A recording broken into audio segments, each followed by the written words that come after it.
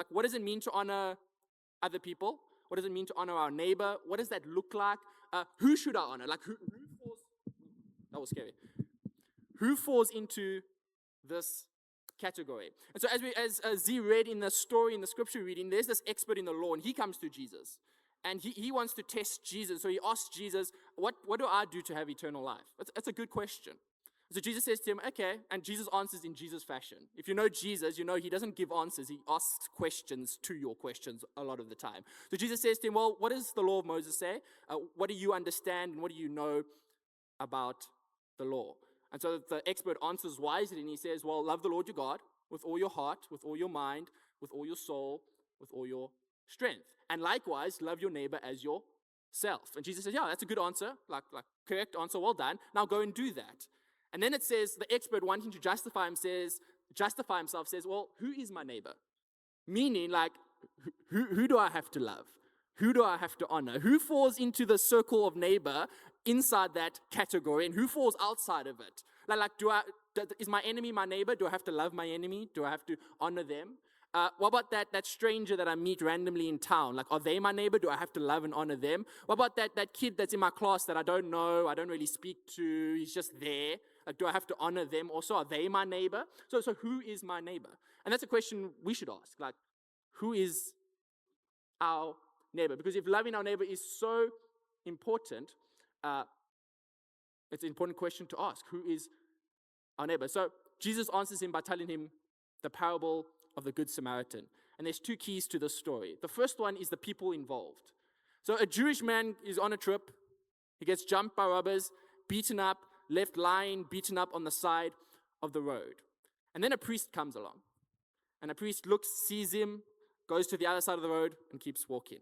And then a Levite comes. A Levite was someone who worked in the temple, worked in the church of God.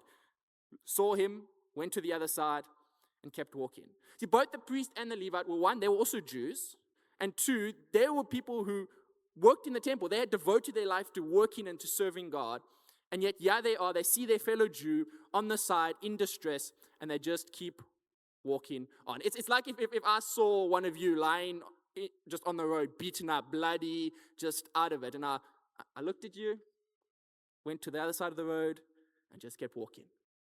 And then Shanice comes along just to add to it. She sees you, she looks at you, walks to the other side of the road, and just keeps on walking by. The second key, then a Samaritan comes. And the scripture says a despised Samaritan. Why? Because Samaritan and Jews didn't mix. They were not friends. They hated each other. They had strong disagreement. They despised each other. These two groups of people did not gel with one another in any sense. And yet here comes a Samaritan, and he sees the man, the Jewish man, on the road, beaten on the side, and he helps him. And that comes to the second key, which is he doesn't just help him get up. He doesn't just help him get off the road. He goes above and beyond. Right? He takes out of his own resources, his own money, his own time. He puts the man on the back of his own donkey, takes him to an inn, pays with his own money, and says, "I'll pay more if it costs you more to take him, to bring him back to health." In other words, the Samaritan did everything for the Jewish man to not just help him, but to bring him back into a place where he could prosper, where he could flourish. He did everything to preserve this man's life. And then Jesus says, who was the neighbor? Who was the neighbor to the Jewish man? He said the Samaritan was. Now go and do likewise. In other words, everyone that you encounter on a daily basis, whether it's someone you know well or someone you've just met, any and everyone you encounter is your neighbor. Everyone you encounter. Everyone that has an encounter into your personal space and your personal sphere of influence should be counted as your neighbor. And we're called to love our neighbor as ourselves, to honor them, because honor is a dimension, honor is an aspect of love. And this is how important it is. Romans 13, verse 8 says this. It says, "Owe nothing to anyone." Owe nothing. Don't owe anything to anyone, except for your obligation to love one another. If you love your neighbor, you will fulfill the requirements of God's laws. For the commandment says you must not commit adultery, you must not murder, you must not steal, you must not covet. These and other such commandments are summed up in this one commandment. Love your neighbor as yourself. Love does no wrong to others, so therefore love fulfills the requirements of the law. In other words, your obligation, owe no one nothing except one thing. You owe them your love. You owe them honor. You owe them respect. Right? We read when we first started the series I think it was 1 Peter 17, right? Honor all people. The stranger, your friend, your family, your enemy, and even anyone else, any other category you can think of that involves people, honor all people. So we're going to talk a bit about that, and we're going to use the 10 commandments. We're going to use the final 6 commandments to help us once again talk about what does it actually look like to honor people. And right at the end, I'll do a challenge, and whoever can tell me all 10 commandments, I'll buy them a chocolate at the tuck shop. Or I'll buy them actually whatever they want at the tuck shop, if they can give me all 10 commandments. So hopefully you know the first 4. We're now going to do the final 6 commandments. All right, commandment 5. Everyone hold up their hand with a 5. 5. Right, 5 fingers. Right, do a salute. Salute. Yes, sir. Yes, ma'am. All right, the first commandment, Exodus 20, verse 12, it says this: honor your father and your mother. Then you will live a long and full life in the land the Lord your God is giving you. This commandment is like a hinge, right? The first 4 commandments really do talk about our relationship with God. How do we relate with God? The bottom 4 commandments really talk about our relationship with others. And then right in the middle is the 5th commandment, which is this commandment: honor your parents, honor your mother, and honor your father. And it's the only command out of all 10. It's the only one that has a promise to it. See, this command is pivotal because how your relationship with your parents plays a major role in your relationship with God and your relationship with others. In fact, for me, I think actually the biggest indicator of someone's honor for God, someone's honor towards God, is their honor towards their parents. See, just as your parents give you life in the natural, God gives you life in the spirit. And just as your parents provide for you, God is your ultimate provider. And we are called children of God. We are adopted into God's family and called His children. And so, honoring your parents is a very big indicator. For me, perhaps the biggest, of whether someone really is honoring God. So how do we honor this pivotal, this important relationship that plays such a big role in our lives? Ephesians 6 verse 1 says this: children, obey your parents because you belong to the Lord. For this is the right thing to do. Honor your father and your mother. This is the first commandment with a promise. If you honor your father and your mother, things will go well for you and you will have a long life on earth. So how do we honor our parents, children, or let me say teenagers? Obey. Obedience to your parents is how you honor your parents. Period. Like, there's no workaround, there's no second option. Obedience is how we honor our parents. In biblical language, children includes teenagers. So teenagers, the only way you honor your parents, the standard for how you honor your parents, obedience. This changes when you become a young adult. That's why it says children obey your parents. You see, when you move from a teenager to an adult, honoring your parents goes from obedience to looking after them, to taking care of them, to gratitude and appreciation for them. But this shift happens when you go from living under their roof to living under your own roof. This goes from when you go from being supported by them to paying your own bills. But until that happens, guess what? You honor your parents through obedience.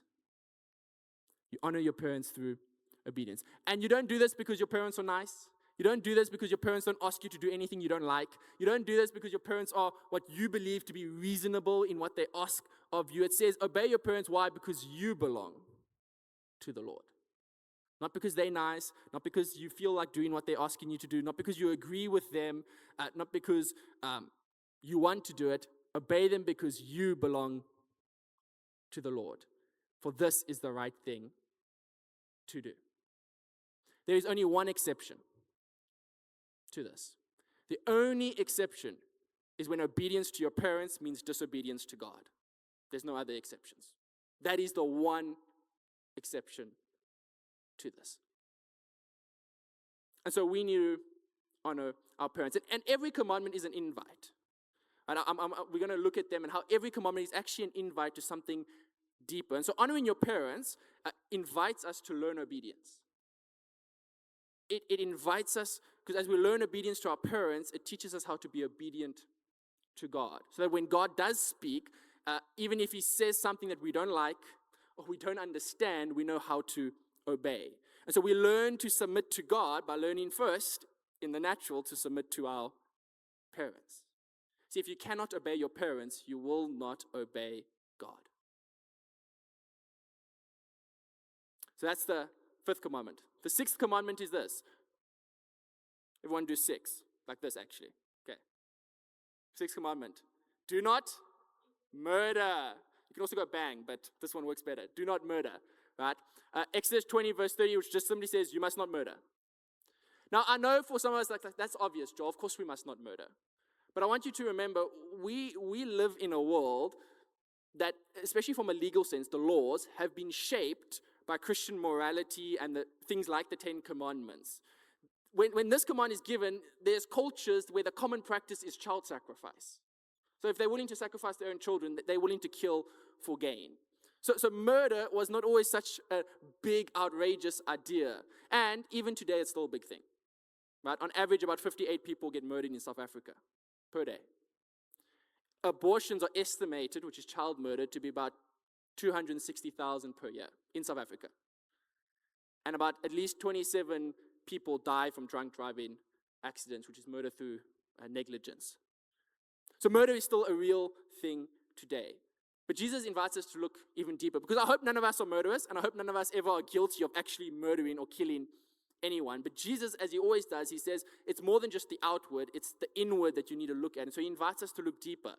So in Matthew 5, verse 21, Jesus says this. This is what he says. He says, you have heard that your ancestors were told. Right? You have heard this commandment that was given a long, long time ago. You must not murder. And if you commit murder, you are subject to judgment. But I say to you, if you are even angry with someone, you're subject to judgment. If you call someone an idiot, you're in danger of being brought before the court. And if you curse someone, you're in danger of the fires of hell. So Jesus is basically saying it's more than just the outward act. It's actually the inward heart that also matters. At the heart itself actually matters. And so if we flip this commandment and we kind of just flip it around, it becomes a commandment to preserve life, to protect life, to make sure and to enable life to flourish. And so the sixth commandment, what Jesus is saying is actually, I need you, your heart posture should be always I want to protect life, I want to preserve life around me, I want to enable life around me, people around me to flourish. And it starts with our words. See, Jesus says, if you call someone an idiot, if you curse someone, it starts with our words. When we speak about people, especially when they're not around, do our words protect them? Do our words preserve them? And do our words enable them and help them to flourish? Gossip and slander are big ways in which we can still dishonor people today. And so do our words bring people up, build people up, or do our words tear people down? Here's something to think about. Here's what I want you to think about. When you get into a disagreement with someone, the next time you get into a disagreement or an argument with someone, do you get to the point where you switch from the disagreement or the argument and you start attacking the person? Right? Start saying you are this and you are that, or do you stick to whatever it is that you're disagreeing about or arguing about? Right? If someone has hurt you or you're upset with someone, can you talk about the situation without insulting the person, without tearing down the person, without making accusations against the person? And so we honor people with our words. We honor people by the way we speak about them, the way we speak to them, everything about how we speak.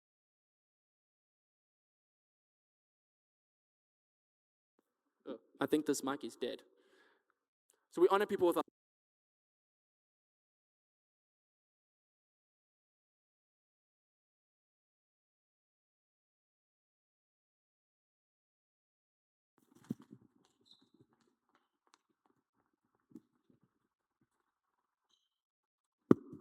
Dankeschön.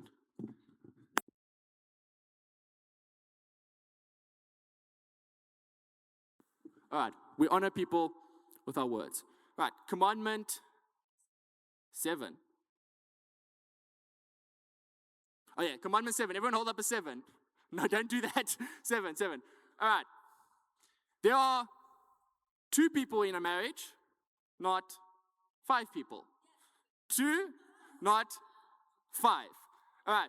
So, commandment 7, Exodus 20, verse 14.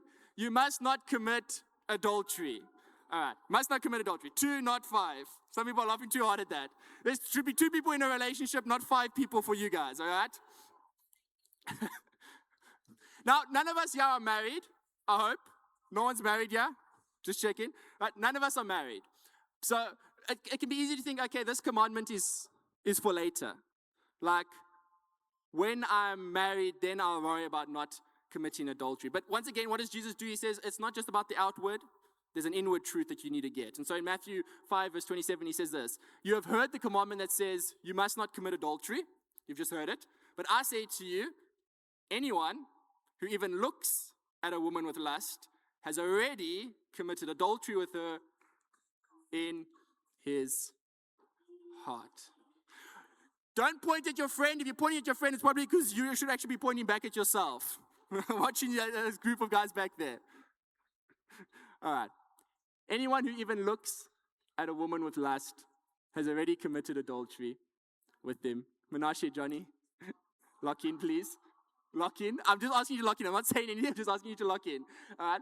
Anyone who has already committed adultery with her in lust in his heart. So what Jesus basically says is, once again, adultery is not just the outward act. It starts inward. It starts with your thoughts. In other words, how we think about people matters. In other words, we can dishonor people by how we think about them. We can honor people with how we think about them. And so your thoughts matter. Your sexual thoughts matter. Your general thoughts matter. All your thoughts matter, because honoring doesn't start with our words, doesn't start with our actions. It's not just about what you say or what you do. Honoring starts first in your mind. When it says, even if someone who looks at a woman with lust, in other words, they look at a woman and they allow their thoughts to take them down a road of imagining. And that applies for girls and guys and vice versa. So your thoughts do matter, because just as adultery doesn't start with the physical act, it first starts in the mind with the thoughts, so too can honor or dishonor. It doesn't start with the act itself, it starts in our mind. And so we have to honor people with our thoughts. Do our thoughts protect people? Right? When we're thinking about people, are we thinking about things that are praiseworthy, that are good, that are lovely, that are pure, that are noble, as we are told to, or are we thinking about things that are more carnal and more worldly and more selfish and self-centered? So we have to honor people even in our thoughts. And this one's challenging because, maybe you get to a stage where I can honor people with my physical actions. I can even honor people with how I speak about them. But are you honoring them in your own inner dialogue in your mind? Or are you still dishonoring them there? Because to Jesus, that still matters. All right, commandment 8. Everyone go like this. Hide your thumbs. All right, commandment 8. Do not steal, because if you do, we cut off your thumbs. Pretty simple. In some cultures, they cut off your hand. We're just going to cut off your thumbs if you steal. That's a joke. Commandment 8, Exodus 20, verse 15. Very simply, you must not steal. All right. Jesus reiterates this in the gospel and in the New Testament. He reiterates and says, you must not steal. But he doesn't really, okay, leaders. He does not go deeper into this, perhaps because it's pretty simple and straightforward. If it's not yours, don't take it. Yeah, okay. If it's not yours, don't touch it. If it's not yours, don't take it. Right? Because it's not, if it's not yours, you're not entitled to it. You're not in some twisted way deserve it more than the person who has it, and therefore you can just take it because you actually deserve it more. How we treat something that belongs to someone else is a very big or good indicator of how much we actually honor that person. How much or how well you care for and you treat the thing that is not yours but belongs to someone else shows everyone how much you actually honor that person to whom the thing belongs. So it's not just about stealing, but you also must treat with care and handle with care that which is borrowed to you or you're allowed to use that is not yours. So maybe you find yourself playing table tennis after tonight, and you're playing, and if you're just there and you get angry because you lose the point, and so you're throwing the bat on the floor, or you're hitting the wall with it, right? Just breaking it because you're just upset and being careless with it, that shows that you simply do not honor whoever the bat belongs to. In this case, it belongs to the church. And so I even have to speak to some of the guys, and I've spoken to some of the guys before, because when you're playing with the bat and it does break, And maybe it broke by accident. In fact, a lot of the time, it's not that you were careless or being reckless or you were just hitting against the wall. Maybe you were just playing with it and it breaks. It happens. But you still need to own up to it. You still need to come and say, and what that looks like is like, hey, Joel, I was playing table tennis, and I was just hitting the ball, and I tried to hit a ball, and I think I hit the table instead, and the bat just broke. And my likely response would be like, hey, man, it happens. Don't worry about it. It's okay. But what you've done is you've honored me because you realize that, hey, this is not mine. This belongs to someone else, and I've been allowed to use it, and so I have to treat it with care. And so we honor people by honoring their stuff. We honor people by how we treat and how we use other people's things. This church building it belongs to the church and it's for us to use, but how you treat this building shows how much you honor ultimately actually God, because this building belongs to God. And so we honor people by how we treat their stuff. And this commandment is also a promise. The promise is, hey, God is your provider, so you don't have to ever come to a place where you have to steal to survive. So you can hold on to that. Commandment 9.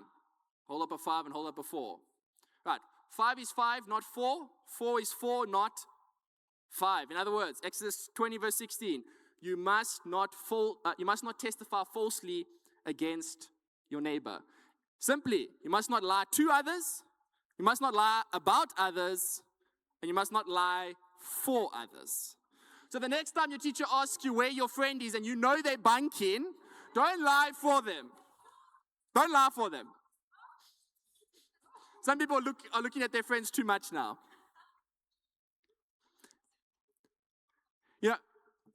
Jesus, when he wants to describe the enemy, out of all the titles he could have given him, out of all the things he could have said, and there's a lot, he chose to say he is the father of lies. And I'm not going to get into this tonight, but I've been thinking about that a lot recently. And the more I think about it, the more I come to this place where I just begin to think and feel like everything that hurts, everything that is bad, everything that destroys, at the root of it sits a lie or some falsehood or some form of deception. So we mustn't lie. And so Jesus takes us even deeper in Matthew 5 verse 33, and he says this: you have heard that your ancestors were told, you must not break your vows, you must not carry out the vows you've made to the Lord. But I say to you, do not make any vows. Do not say by heaven, because heaven is God's throne. Do not say by earth, because the earth is his footstool. Do not say by Jerusalem, for Jerusalem is the city of the great king. Do not even say by my head. For you cannot even turn one hair white or black. I've tried. It doesn't work.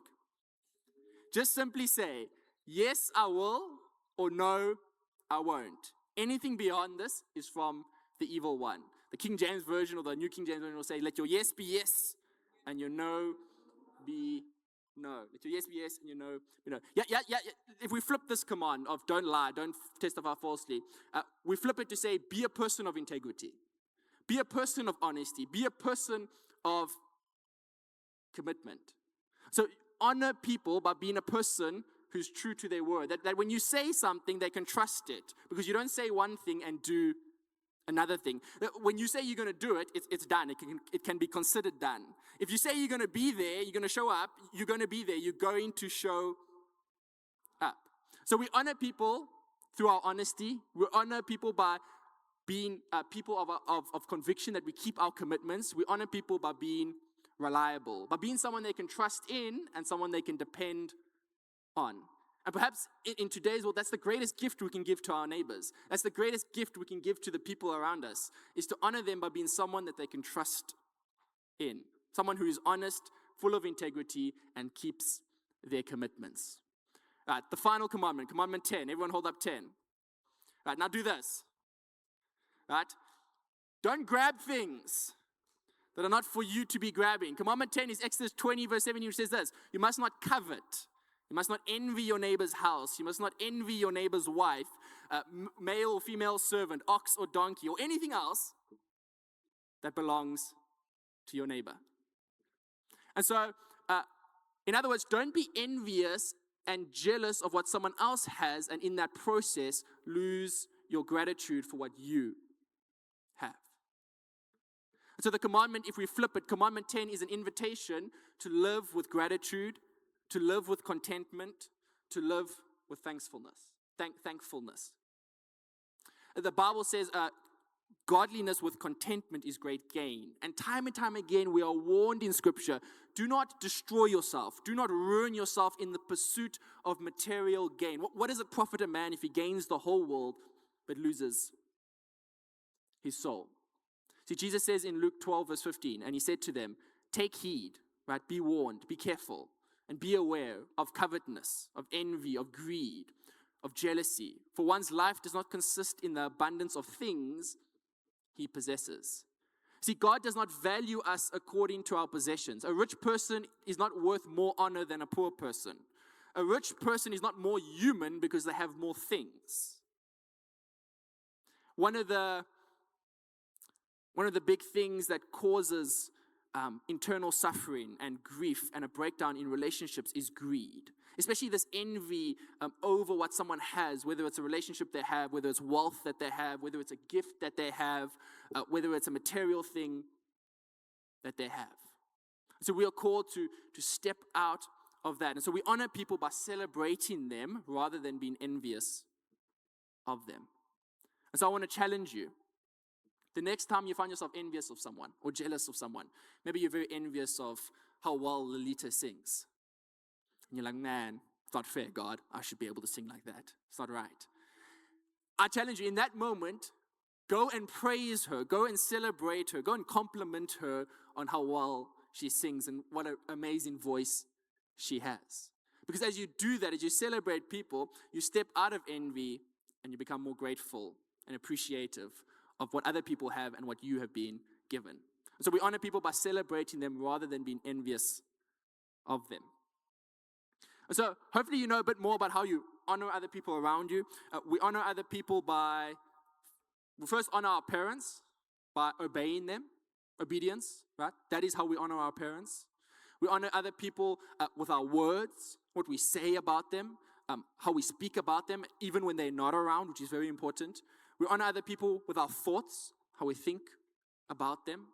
We honor other people with our commitments, but being a person who is full of integrity, who is honest, who is straightforward. We honor other people by how we treat their stuff. We don't take it, and when we do use it because they've given us their things to use, we treat it with care. We take responsibility for it. And we honor other people. I'm missing one. Envy, yes. We honor other people by celebrating them rather than being envious of them.